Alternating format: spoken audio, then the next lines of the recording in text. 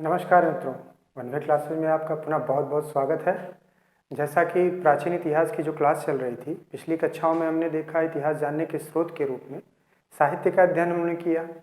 साहित्य का अध्ययन जो हमने शुरू किया उसमें सबसे पहले हमने क्या देखा, ब्राह्मण साहित्य के अंतर्गत वेदों का अध्ययन देखा कि किस प्रकार से कौन कौन से वेद हैं।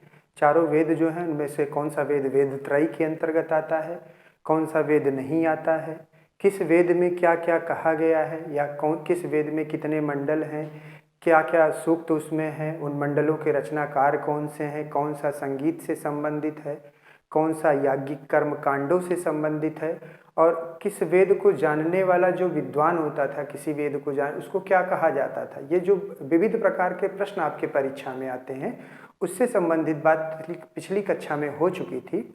उसी क्रम में आज हम देखते हैं कि ब्राह्मण ग्रंथों का अध्ययन किस प्रकार से हम करते हैं कि ब्राह्मण ग्रंथ जो हैं ये इतिहास को जानने में हमारी किस प्रकार से मदद करते हैं। पहले हम थोड़ा जान लेते हैं ब्राह्मण ग्रंथ क्या हैं। जैसे वेद जो लिखे गए, क्योंकि वेद लिखे गए तो कुछ क्लिष्ट भाषा में लिखे गए हैं वो वेद, तो उन्हीं को समझने के लिए वेदों का जो अध्ययन करना है अगर किसी को, तो उसको और अच्छे तरीके से समझने के लिए ब्राह्मण ग्रंथों की रचना की गई। तो यहाँ जैसे देखेंगे कि जो वेदों के विचार हैं उनको समझने के लिए पूर्णतः गद्य में, ठीक है, पूर्णतः गद्य में लिखा गया यह सबसे प्राचीन साहित्य है। जो ब्राह्मण साहित्य हमारे हैं, ब्राह्मण ग्रंथ जो हमारे हैं, ये वेदों को समझने के लिए सबसे प्राचीन साहित्य ये हैं, ठीक है। याद रखिएगा कि वेदों को समझने के लिए पूर्णतः गद्य में लिखा गया सबसे प्राचीन साहित्य कौन सा है, तो वो ब्राह्मण ग्रंथ हो जाते हैं, ठीक। अब उसी क्रम में हम देखते हैं कि जो हमारे चारों वेद हैं उनके ब्राह्मण कौन कौन से हैं, क्योंकि हर वेद को समझने के लिए अलग अलग ब्राह्मणों की रचना की गई, ब्राह्मण ग्रंथों की रचना की गई। तो उसी क्रम में हम चारों वेद जो देखे हैं पिछली कक्षा में, जो चारों वेदों के बारे में हमने बताया, उनको समझने के लिए देखते हैं कि उनको किस प्रकार से उनको आसान से उनके विचारों को आसानी से ग्रहण किया जा सके। तो उसके संबंध में देखते हैं कि ऋग्वेद जो हमारा वेद है, जो सबसे प्राचीन वेद है, इसमें कौन कौन से ब्राह्मण ग्रंथ मिलते हैं। ऐतरेय और कौशितकी, ठीक। ऐतरेय और कौशितकी किसका ब्राह्मण है, ये ऋग्वेद का ब्राह्मण है, ठीक। आपसे प्रश्न भी पूछा जाएगा कि ऐतरेय किस वेद का ब्राह्मण है या कौशितकी किस वेद का ब्राह्मण है, तो आपका उत्तर क्या होगा कि ऋग्वेद का ब्राह्मण है, ये ऋग्वेद का ब्राह्मण है, ठीक। ऐतरेय में जो है 40 अध्याय हैं और कौशितकी में 30 अध्याय हैं, ठीक। अब थोड़ा सा ऐतरेय के बारे में देख लेते हैं कि इसकी रचना ऐतरेय महिदास ने की थी, ठीक है। ऐतरेय ब्राह्मण जो है इसकी रचना किसने किया था, ऐतरेय महिदास ने किया था। और इसमें जो है राजस्यु यज्ञ का उल्लेख मिलता है। जो राजाभिषेक किया जाता था राजा का, तब उस समय जो है राजस्यु यज्ञ किया जाता था, तो उसका सर्वप्रथम उल्लेख कहाँ पर मिलता है हमको, ऐतरेय ब्राह्मण में। ऐतरेय ब्राह्मण में हमको राजस्यु यज्ञ का सबसे पहले उल्लेख मिलता है। सर्वप्रथम उल्लेख कहाँ मिलता है, ऐतरेय ब्राह्मण में। और इसी में एक चीज और मिलता है कि जो राजा होता था वो समुद्र पर्यंत राजा एकराट की उपाधि धारण करता था, ठीक।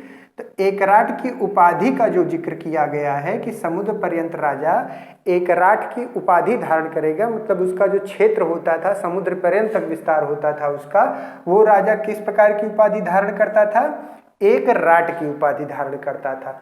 तो दो प्रश्न आपके महत्वपूर्ण हो जाते हैं कि राजस्व यज्ञ का उल्लेख कहाँ मिलता है, एक राट की उपाधि का उल्लेख कहाँ मिलता है, तो ऐतरेय ब्राह्मण में मिलता है। ऐतरेय और कौशितकी ब्राह्मण किसके हैं, किस वेद के ब्राह्मण हैं, तो ये ऋग्वेद के ब्राह्मण हैं, ठीक। अगले क्रम में हम आते हैं सामवेद। सामवेद के 4 ब्राह्मण मिलते हैं हमको, ठीक। पंचविश, षड्विश, जैमिनी और छांदोग्य। छांदोग्य एक उपनिषद भी है, तो वो जब हम उपनिषद पर आएंगे तो वहां पर उसकी चर्चा करेंगे। यहाँ कंफ्यूजन ना रखिएगा कि यहाँ छांदोग्य तो उपनिषद है, ब्राह्मण कैसे है, तो ये ब्राह्मण ग्रंथ है सामवेद का, ठीक। छांदोग्य, जैमिनी, षड्विश और पंचविश, ठीक। पंचविश को जो है तांड्य ब्राह्मण या महाब्राह्मण, पंचविश को ही तांड्य ब्राह्मण या महाब्राह्मण भी कहा जाता है। ये प्रश्न भी आया है कि तांड्य ब्राह्मण किसका है, महाब्राह्मण किसे कहते हैं, तांड्य ब्राह्मण किसे कहते हैं, तो ये पंचविश का है। 25 अध्याय है इसमें, इसीलिए इसको पंचविश, विश मतलब 20 और पंच मतलब 5, तो 25 अध्याय होने के कारण इसका नाम पड़ा पंचविश। इसमें जो है ब्रातष्टोम यज्ञ का उल्लेख मिलता है। ठीक, इसी यज्ञ के द्वारा ही जानकारी हमको प्राप्त क्या हुई थी कि अनार्यों को शुद्ध करके आर्य बना दिया जाता था। तो ब्रातष्टोम यज्ञ के विधान के कारण ही अथर्ववेद को भी वेद माना जाने लगा। उसके पहले जो है अथर्ववेद वेद के बाहर था, इसीलिए वेद त्रयी का उल्लेख मिलता है। तो ब्रातष्टोम यज्ञ का उल्लेख कहाँ प्राप्त होता है हमको, पंचविश ब्राह्मण में प्राप्त होता है। ठीक, षड्विश ब्राह्मण, इसको अद्भुत ब्राह्मण कहा जाता है। षड्विश को अद्भुत, पंचविश को तांड्य महाब्राह्मण, कोई कंफ्यूजन मत रखिएगा, तांड्य महाब्राह्मण, पंचविश को, षड्विश को अद्भुत ब्राह्मण।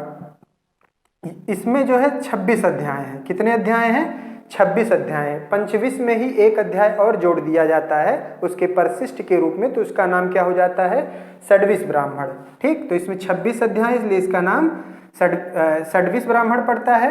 इसमें भूकंप और अकाल का उल्लेख मिलता है। आपसे प्रश्न अगर पूछा जाता है कि सबसे प्राचीनतम भूकंप और अकाल का उल्लेख कहाँ प्राप्त होता है, तो वो कहाँ प्राप्त होता है, सामवेद के ब्राह्मण षड्विश में, सामवेद के ब्राह्मण षड्विश में उसका उल्लेख प्राप्त होता है। ठीक, अब इसके दो वेद और ब्राह्मण क्या क्या थे, जैमिनी और छांदोग्य। ठीक है, अब इसके बाद हम आते हैं तीसरे वेद पर, अपने यजुर्वेद पर। यजुर्वेद के दो शाखा थी, कृष्ण यजुर्वेद और शुक्ल यजुर्वेद। तो जो तैत्रीय ब्राह्मण इसका है, ये कृष्ण यजुर्वेद का ब्राह्मण है। तैत्रीय ब्राह्मण किसका है, कृष्ण यजुर्वेद का है, और शतपथ ब्राह्मण किसका है, शुक्ल यजुर्वेद का है।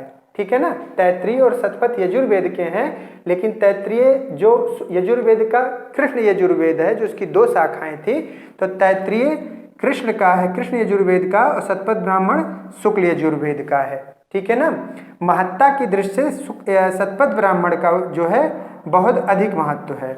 इसकी महत्ता की दृष्टि से ये ऋग्वेद के बाद इसका दूसरा स्थान आता है। अगर महत्व को देखेंगे हम, तो ऋग्वेद के बाद अगर किसी दूसरे ग्रंथ का स्थान है, तो वो शतपथ ब्राह्मण का स्थान है। ठीक है ना, शतपथ ब्राह्मण का स्थान है। शतपथ ब्राह्मण को लघुवेद या मिनी वेद, ठीक, इसको लघुवेद भी कहा जाता है या मिनी वेद भी कहा जाता है। ठीक, अब इसमें देख लेते हैं कि किन किन चीजों का उल्लेख मिलता है। ये जो शतपथ ब्राह्मण है, ये सबसे प्राचीन माना जाता है और सबसे बड़ा ब्राह्मण माना जाता है। शतपथ ब्राह्मण जो है सबसे प्राचीन और सबसे बड़ा ब्राह्मण माना जाता है, इसीलिए ऋग्वेद के बाद महत्ता की दृष्टि से इसका दूसरा स्थान है। ठीक, अब इसमें किन किन बातों का उल्लेख मिलता है। शतपथ ब्राह्मण में हमको पुनर्जन्म के सिद्धांत का उल्लेख मिलता है। पुरुरवा और उर्वशी का आख्यान मिलता है हमको शतपथ ब्राह्मण से ही। ठीक, जल प्लवन की घटना का उल्लेख मिलता है कि जल प्लवन, जो पृथ्वी पूरी तरीके से जल में डूब जाती है, उस घटना का यहाँ पर उल्लेख मिलता है, जिसका संबंध अवतारवाद से स्थापित किया जाता है। ठीक, शतपथ ब्राह्मण में ही विदेह, पांचाल, कुरु, कैकेय जैसे राज्यों का उल्लेख मिलता है। शतपथ ब्राह्मण में एक चीज और उल्लेख मिलती है कि चारों वर्ण जो हैं, जो ऋग्वेद के 10वें मंडल के पुरुष सूक्त के विराट पुरुष से जो चारों वर्णों की उत्पत्ति दिखाई गई है, उनके संबोधन सूचक जो शब्द हैं, उनका उल्लेख मिलता है। चारों वर्णों के लिए संबोधन सूचक शब्दों का उल्लेख कहाँ से प्राप्त होता है, शतपथ ब्राह्मण में।